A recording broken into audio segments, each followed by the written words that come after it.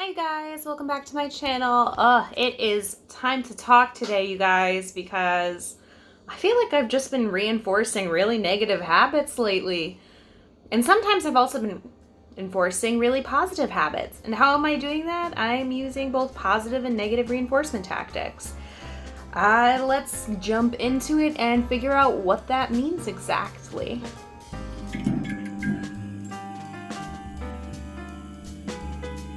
The first thing I want to talk about is how we have reward systems in our society built in. They're not necessarily the same ones you had in grade school. At least 90% of the time they're not. In grade school you get stickers, right? If you do something good, you get an A or a gold star, or you get to be line leader. In grown-up adult world, it's not quite that simple usually.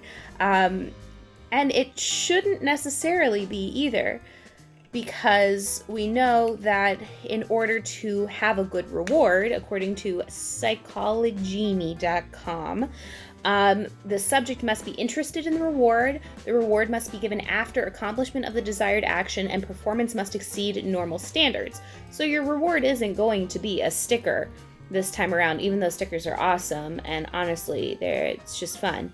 But a sticker might be a good reward for me, but it might not be a good reward for somebody else. Now, in adult world, rewards sometimes are salaries or raises or getting the job. And I think that we have a lot of these positive and negative reward situations and what one would call conditioning exercises built up within our societies. When we're kind of left to figure out on our own whether or not something is good or not, it can cause a lot of turmoil within us while we're trying to find signs that may or may not be there, may or may not mean anything, to try and rationalize what we're doing and figure out if we are working towards a positive or a negative situation. So we have conditioning that money is always better, and we're never given enough of it. And I'm pretty sure, I have to look this up again, I read somewhere recently that once we hit, I think it's $95,000 annually, the happiness to money ratio actually doesn't increase anymore. Like once you hit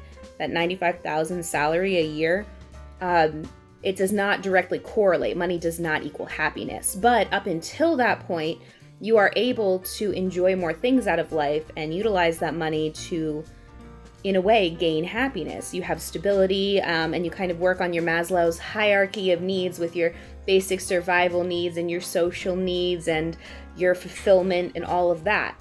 Once you get past that 95,000, you don't have that same system, so it becomes a little bit different. We're dealing with that now a lot with essential workers and how they are being paid significantly less than they should be getting paid for the work that they are doing when they're in high exposure areas.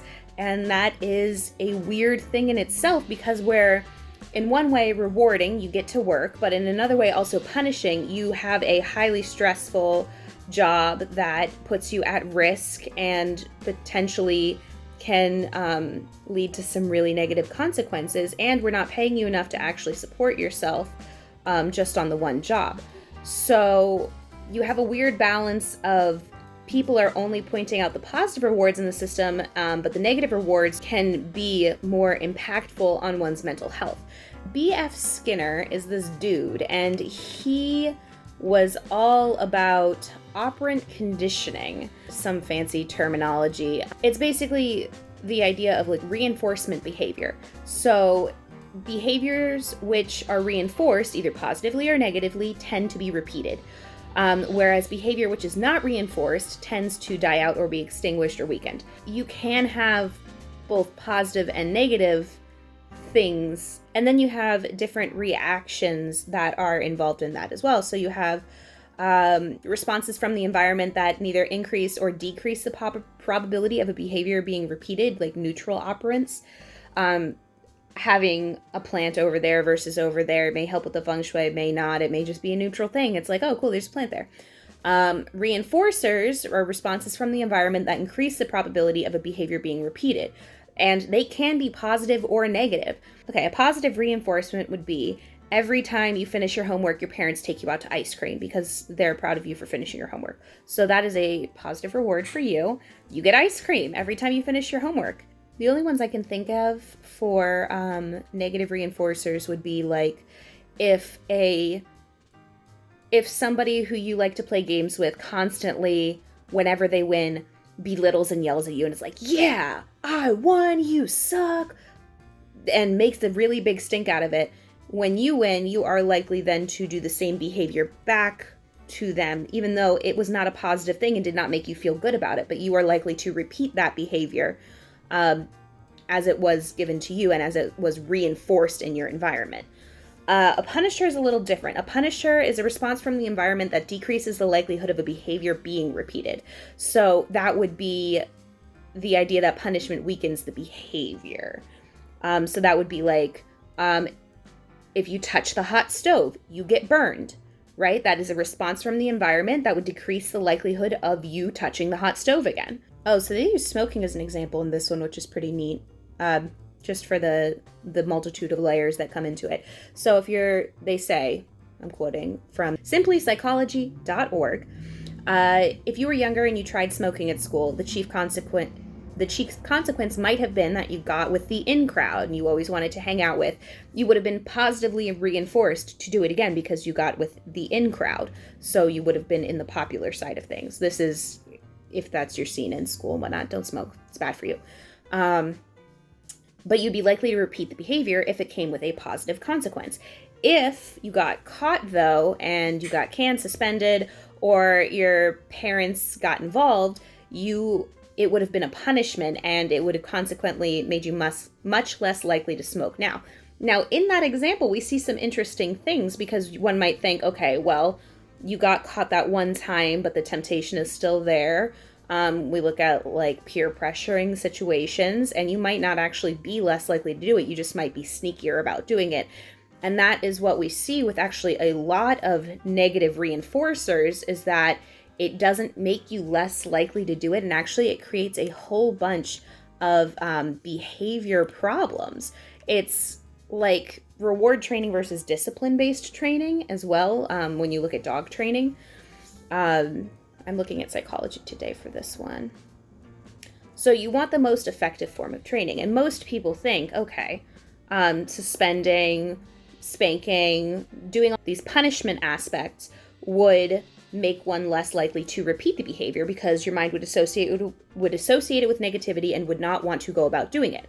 But the mind does not always make the straightforward connection between like this equals this. Sometimes it's this if I get caught equals that. Pooping in the house. If a dog poops in the house and you yell at it and you rub the dog's face in the poop, the dog might associate the fact that pooping in general is not good. And it's not the fact that it's in the house that's the bad thing. And so it is very difficult to try and make sure that that negative aspect is attributed specifically to the thing you want it to. Oftentimes the mind doesn't work that way. So what do we do instead? We try these positive reinforcements. So you do treat training or sticker training or whatever it is.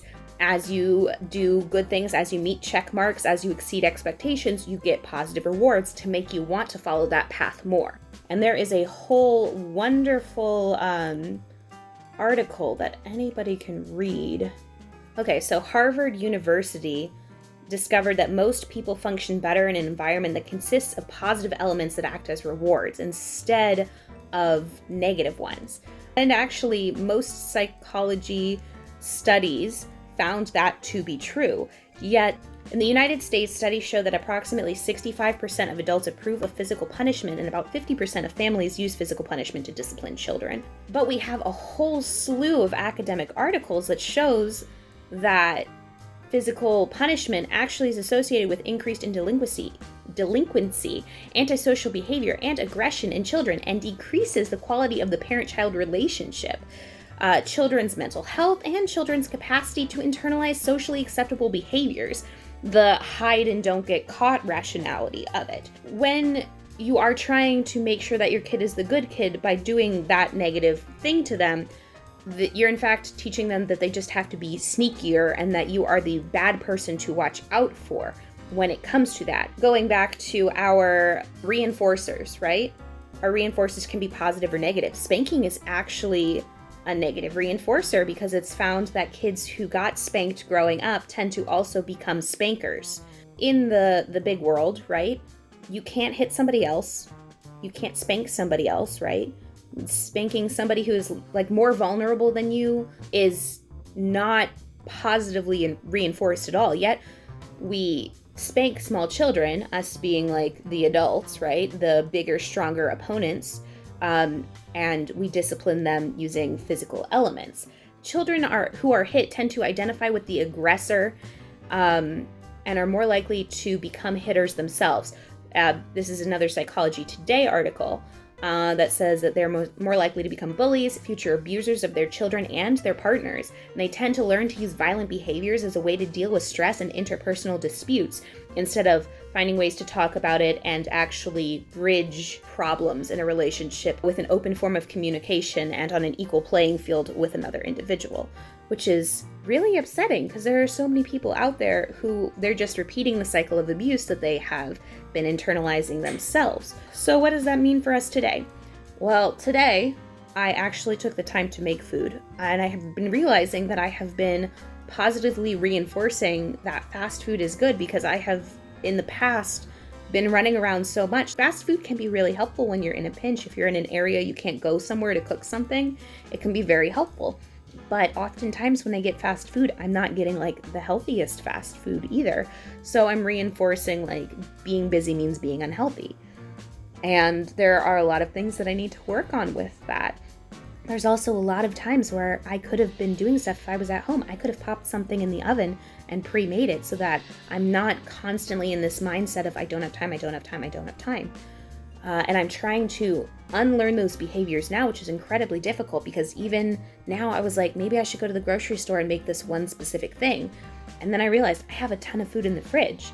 I don't need to go to the grocery store. And since we're social distancing, I shouldn't go to the grocery store. So I have to have this other potential consequence out there to kind of make me re-examine my current consequences, which is very helpful in this case. It's not making going to grocery stores any more fun. Definitely not. And there are certain things that I can't get online because they don't have their inventories up to date. I know I can get Kettle brand pickle chips. I digress. I love pickle chips. And I don't mean like pickles. I mean like potato chips that are dill pickle flavored. They're really good. They're really good, trust me. So I have to work to unlearn some of these old behaviors and be careful and aware of the stuff that I'm picking up from my environment. I know that in the past I have gone to the grocery store many, many times and been perfectly fine. I know that there is a high likelihood of when I go into a car, I could get into a car accident. But as long as I keep that in mind when I am driving and I stay open and aware on the road, and as long as I go into the grocery store with my PPE available and ready, and I make the proper precautions to sanitize the stuff that I have, I can reduce those risks and hopefully reduce my anxiety over the situation. Now, there are always uncontrollable elements in those situations that make it more difficult, but as long as we are aware of what is being positively reinforced, negatively reinforced, the things that are neutral operants and the things that are punishers in my world around me, at least me having an idea that they're there gives me a sense of control over them. So I implore you during this time of COVID-19 struggles to look at the things around you that are causing you to reevaluate the way that you do things. Are they positively reinforcing your habits? Are they negatively reinforcing them? Are they punishing you? Or are they neutral situations? Because as long as you know what they are, what category they fall into, you then have more control over how you respond and react to it. You know that something is going to be a negative reinforcer. Ask yourself why it's a negative reinforcer. Think about ways that you can reduce that and turn it into a positive reinforcer instead. I hope you guys are staying healthy out there. I hope you guys are staying happy out there. I know that this is a really stressful time, and I hope that my little anxiety bubbles of knowledge and information can help you out too. Let me know if there's any other videos that you would like me to show you on Thursdays. That's when I post them. And yeah, I hope you enjoyed this little part 2. I know that's like part 4. There we go. Part 2. I probably should also say subscribe to my YouTube channel. Like this video, give it a thumbs up, and yeah. Okay, cool. This is Jocelyn at Humble Pie Productions, and I'm out!